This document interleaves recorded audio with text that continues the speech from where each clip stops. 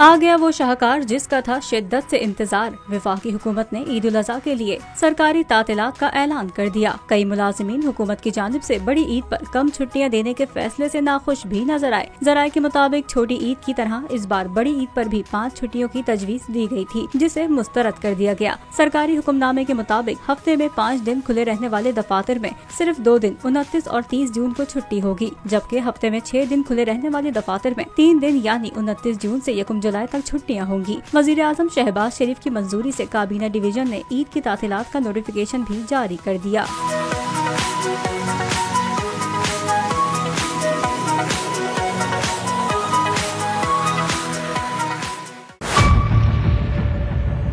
Mayor Karachi के इंतखाब की जंग, बोल ने फिर छोड़ दिया सबको पीछे।